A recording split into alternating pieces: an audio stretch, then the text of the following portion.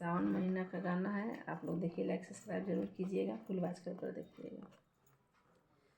फूल जैसन हाथवा में हरी हरी चूड़िया बड़ा नीक लागेला, बड़ा नीक लागेला।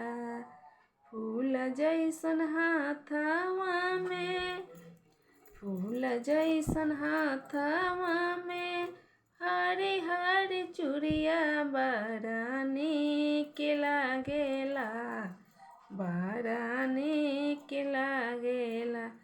कलैया नीक लागेला हो, कलैया नीक लागेला। आइल सावन के महीना बड़े बलमुना हमार, बड़ा दुख लागेला, बड़ा दुख लागे। आइल सावन के महीना नाही बारे बलमु हमार, बड़ा दुख लागेला, बड़ा दुख लागेला। हमरा फूल जैसन हाथवा बड़ा नीक लागेला, बड़ा नीक लागेला।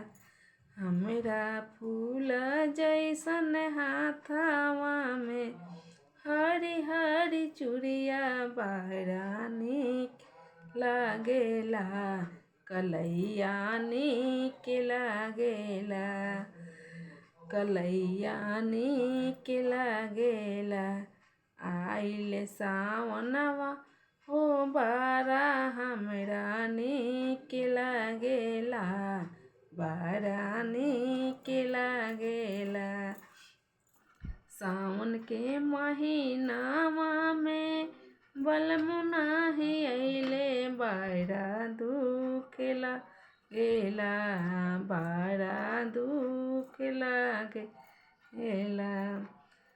सावन के महीनावा में मनवा नाही लागे, बड़ा दुख लागेला, बड़ा दुख लागेला।